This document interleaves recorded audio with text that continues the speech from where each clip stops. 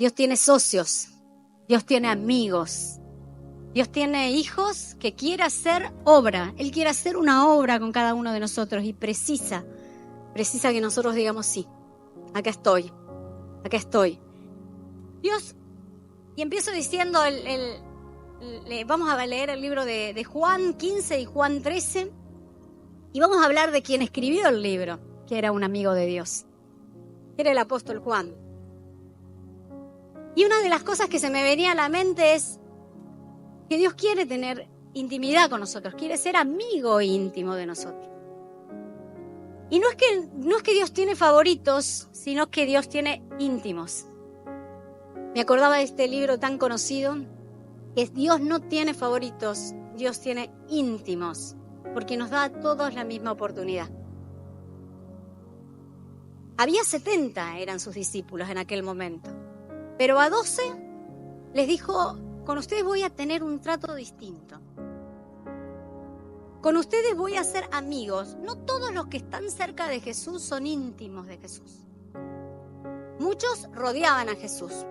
Muchos buscaban analizar la obra de la fe, pero hay algunos que se identificaban con su pasión y renunciaban a lo que fuera por vivir en función de Jesús.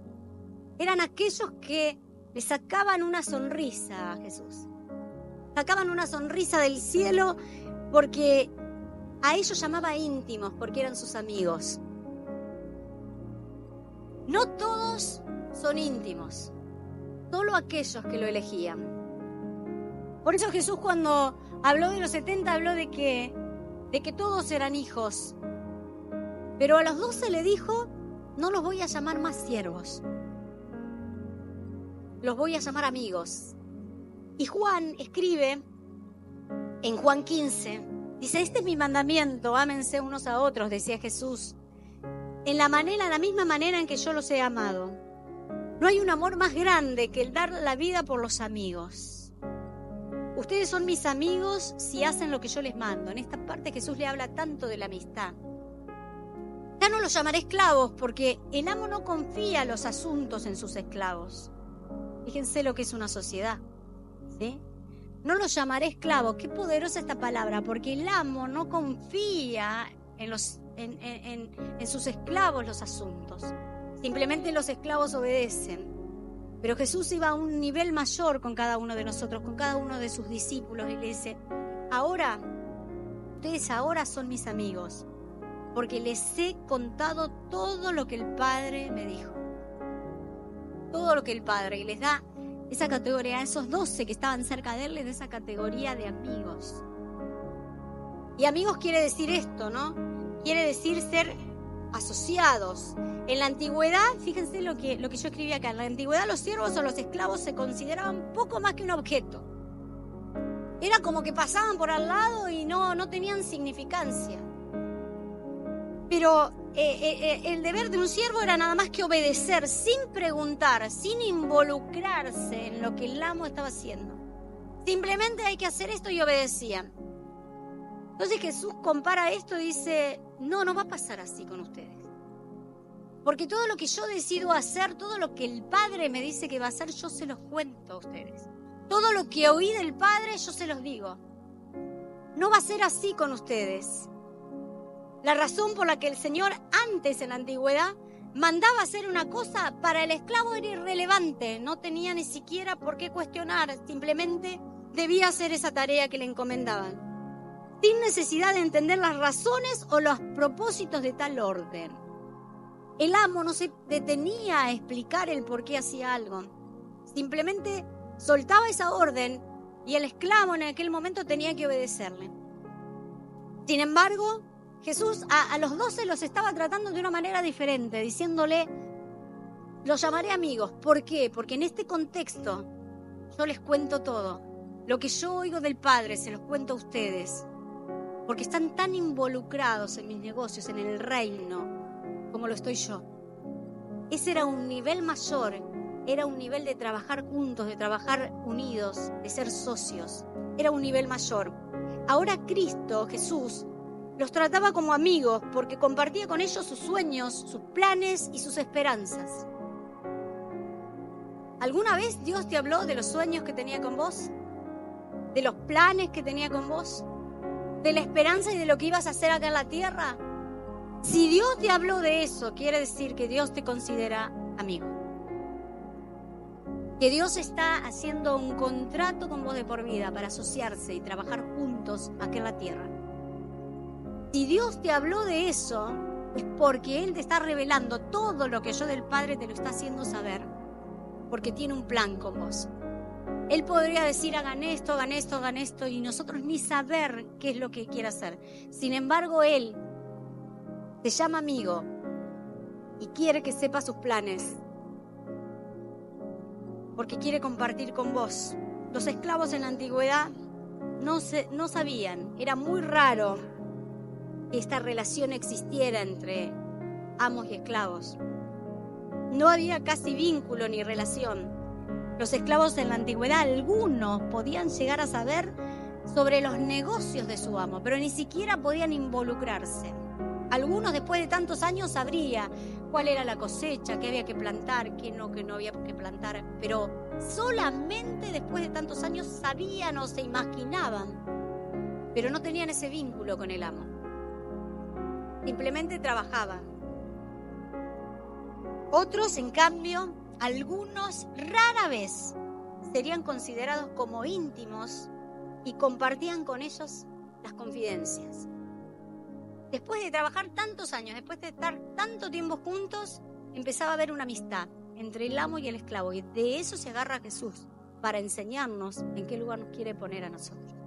Para eso se agarra Jesús, de esa enseñanza, para mostrarle a los 12 que ellos tenían un lugar especial. Y fíjense que la palabra dice, ya no los llamaré siervos, los llamaré amigos. Esto no quiere decir que Jesús no nos llame siervos, no quiere decir que no seamos sus siervos o que no tengamos que trabajar sirviéndole. Él habla de cómo nos iba a llamar, ¿sí? Porque tiene una intimidad aún mayor con cada uno de nosotros. Recordemos que Abraham fue llamado amigo. Vimos el domingo pasado en la primera parte que Abraham fue llamado amigo de Dios y creyó, y fue llamado amigo de Dios porque creyó, porque hubo un vínculo distinto. Porque Abraham ya no era siervo. Abraham era considerado amigo. Moisés, fíjense lo que cantábamos recién. Subía al monte y bajaba resplandeciendo. Y a pesar del carácter, ¿sí? Porque acuérdense cuando tira las tablas que se enoja con el pueblo, que el Señor mismo había escrito, le dice, bueno, ahora las vas a tallar vos. Y Moisés después tuvo que tallar las primeras tablas, las talla el Señor. Pero la segunda las talla Moisés porque trabajaban juntos. Dice, bueno, y en esto como sociedad estuviste mal vos. Pero lo descartó Moisés, no. Siguió trabajando con él. Siguió trabajando con él. Decíamos de Samuel, cómo ese pequeño había alcanzado a entender la voz de Dios. Cómo alcanzaba a saber quién era que le hablaba porque tenía intimidad. Al principio no lo reconoció, a pesar de que cuando empezó a crecer en los caminos del Señor, empezó a escuchar la voz del Padre. Conocemos más la voz, como dice el Señor, mis ovejas me conocen, conocen mi voz. A medida que estamos cada vez más cerca de Dios, más conocemos su voz. Y no solo vamos nosotros en oración, sino que en un momento queremos también buscar su respuesta, queremos saber lo que Él nos indica, queremos saber hacia dónde nos va a llevar. Eso le pasó a Abraham, por eso fue considerado este significado especial que tuvo en el Antiguo Testamento, que Abraham fue llamado amigo de Dios. Todo lo que nos hace pensar en una amistad y en que Cristo fue que no se limitó, Jesús no se limitó a dar su vida por cada uno de nosotros, pero no solo eso, sino que avanzó más todavía, que Él quiso tener una relación personal con cada uno de nosotros y quiso también y buscó también compartir sus planes y proyectos. Murió por nosotros, quiso una relación personal y busca también compartir los planes y los proyectos que Él tiene. El significado asociado. Amigo quiere decir socio, sí, asociado de Jesús. Es decir, Cuando Jesús llama a sus apóstoles amigos, les está dando esta aprobación y este voto de confianza plena para asociarse con Él y la predicación del reino de los cielos. Asociarse con Él para dirigir juntos la propagación de los milagros. ¿Cuántos quieren esto? ¿Cuántos se quieren asociar con Dios? Para donde Él te quiera usar, llevar un milagro donde Él está queriendo poner. Asociarnos para llevar las buenas nuevas del perdón de pecado. Asociarnos para una vida eterna. Asociarnos para tener ese enorme privilegio de trabajar para Dios, pero esa enorme responsabilidad, porque somos sus socios, esa tremenda responsabilidad, porque estamos representando a Cristo aquí en la tierra. Somos embajadores suyos. Somos embajadores del reino. No sé si tomaste conciencia de que sos embajador de Dios aquí en la tierra, de que estás representando el reino de los cielos, de que donde pisás estás representando al Señor, sos socio del Señor. Sos amigo de Dios, donde vas, muchos te conocen porque sos amigo de Dios y llevas la presencia de Dios. Un pastor decía que no lo dejaban una vez pasar a una de las oficinas muy importantes de la ciudad, y era una ciudad muy grande y no lo dejaban pasar como pastor. Entonces un día se presentó y dijo: soy un embajador. ¿Y embajador de quién? Y embajador del rey más importante. Y entonces confundió un poco a los secretarios de ahí del momento y llegó directo a la oficina, a la presidencia del lugar. Así se consideraba, porque ser embajador de Dios nos abre puertas. Pero nos da un enorme privilegio y una enorme responsabilidad de llevar su reino a todos lados, porque somos sus amigos. Jesús cree en nosotros y nos da el título de amigo. Es un verdadero amigo y el Padre le revela todo lo que Él tiene que decirnos. Hay una plena confianza, hay una confianza mutua, de nosotros hacia Dios y de Dios hacia nosotros. Y fíjense, ¿ustedes se asociarían con alguien que no confían? Él está confiando en cada uno de nosotros. Y no porque no nos conozca, no porque no sepa que tenemos fallas, sino porque Él elige confiar en cada uno de nosotros. Porque Él quiere firmar ese contrato con nosotros, ese contrato de la vida.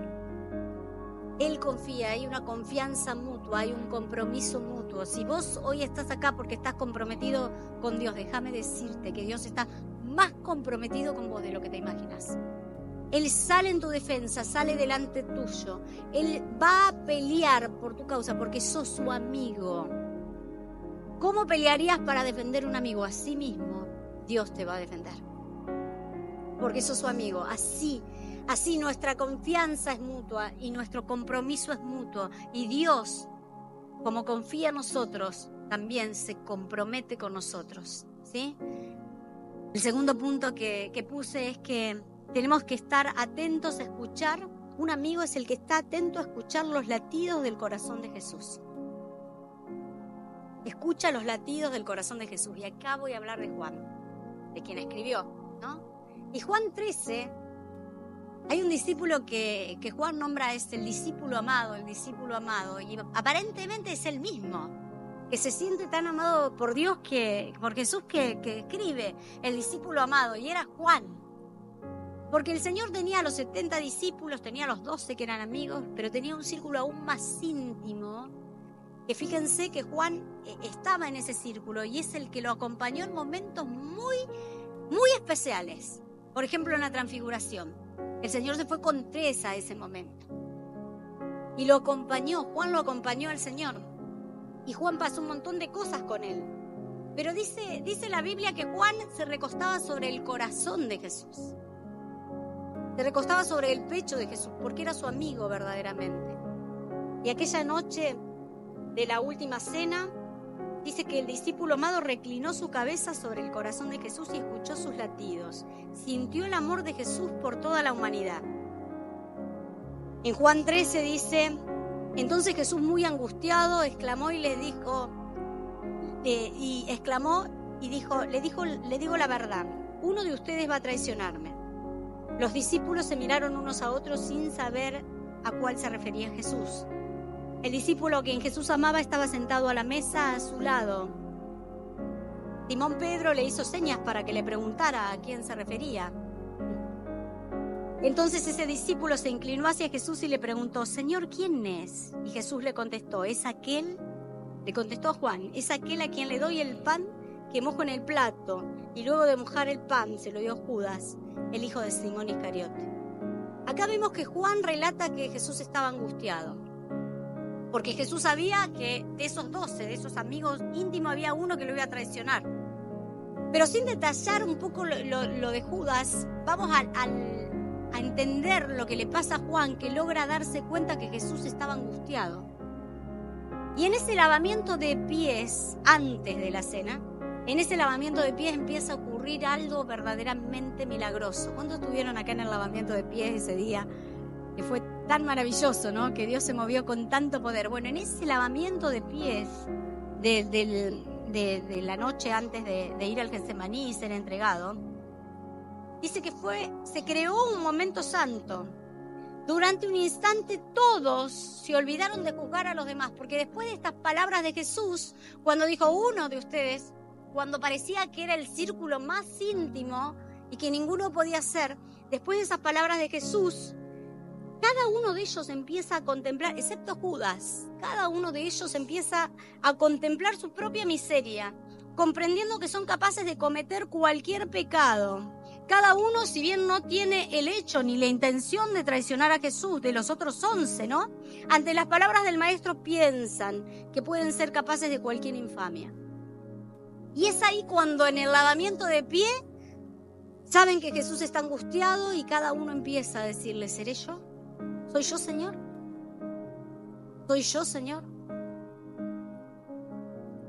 ¿Soy yo?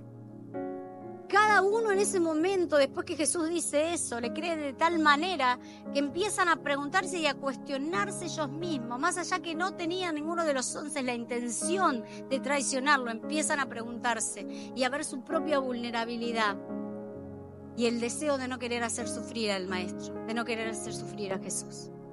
¿Seré yo? Entonces en ese lavamiento de pies se ve como un silencio, ¿no? En donde se empieza a mover Dios, porque cada uno entra en conciencia de que el título de amigos les quedaba grande. Seguramente como te pasa a vos y a mí. Cuando el Señor nos está lavando los pies y sabemos que podemos ser vulnerables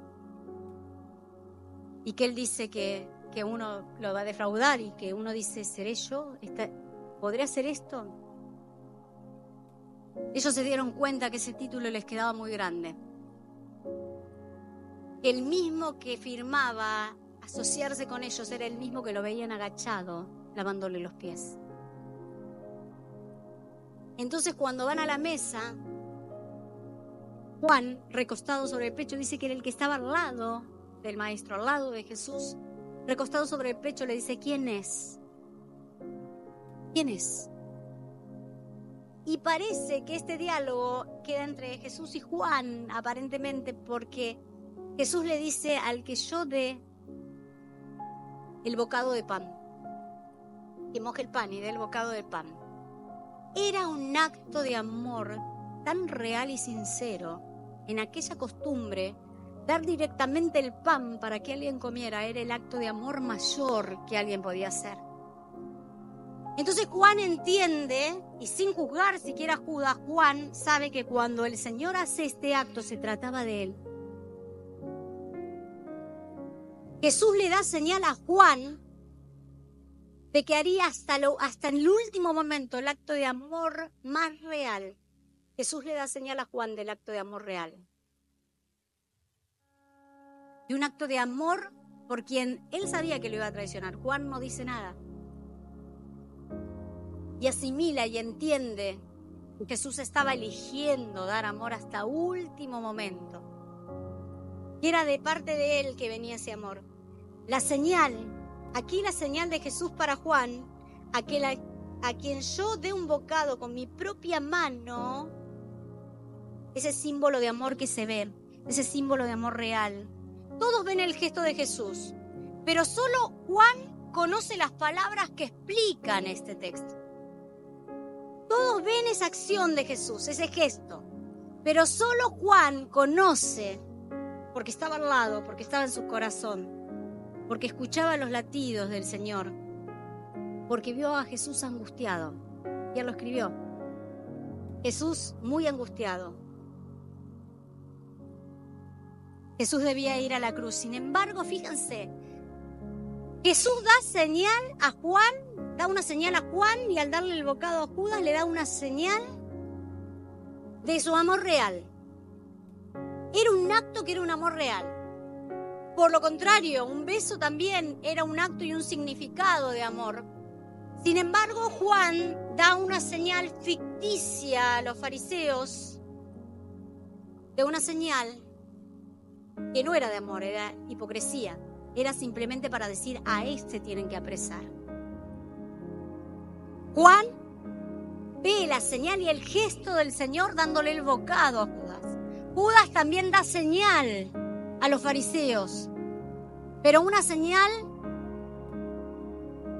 que, aunque aparentemente culturalmente era de amor, no era de amor, era de traición. También se ve esta señal. Judas se levanta y sale del lugar y da una señal a los fariseos mediante un beso, que era Jesús a quien debían apresar. Esta era un símbolo de amor ficticio. Es la misma escena que vemos a Juan, el discípulo amado, eligiendo ser amigo íntimo de Jesús. Y vemos por otro lado a Judas rechazando este divino llamamiento, porque hasta lo último había tenido la oportunidad de ese pan, de ese gesto de amor de Jesús. En los asuntos espirituales la iniciativa siempre es de Dios. No obstante, aunque no hay duda de esto, siempre es cierto que cada persona debe decidir si acepta o no este llamamiento de amigos. En el caso de Juan, el recostarse sobre Jesús y escuchar su corazón pone en evidencia su cercanía a Jesús. Juan fue uno de los pocos que no murió martirizado. Juan murió con los años, murió de grande, y cuenta la Biblia que fue llevado a la isla de Patmos, ahí en una isla desértica, de un mar rocoso. Él escribe el libro de Apocalipsis. Juan escribe, seguía su relación tan íntima con Dios que fue llevado al cielo, le corre un velo, ve todo y ve esa revelación y se la muestra y la escribe para cada uno de nosotros. Y Juan, ¿saben qué dice? Al concluir el libro de Apocalipsis, ven Señor Jesús. Él concluye las palabras del libro de Apocalipsis diciendo, ven Señor Jesús. Recordándonos a todos nosotros, los seguidores de Jesús, que Él un día volvería a buscarnos para llevarnos al cielo. Aquellos que somos sus discípulos y aquellos que también aprendimos aquí en la tierra a darle un lugar como amigo, a ser su amigo. Te invito a ponerte de pie en esta noche. Bendita la amistad con Jesús. Bendito el ser amigos de Dios. Bendito es el momento en que escucho el corazón de Jesús, me acerco a Él y podemos hablar tan plenamente y con tanta confianza. Bendita esa reciprocidad de confianza y compromiso que Dios tiene conmigo. Te invito a ponerte de pie y a levantar tus manos. Y allí donde estás, decirle, Señor, elijo ser tu amigo. El desafío para estos discípulos no era simplemente conocer a Jesús. Era permanecer,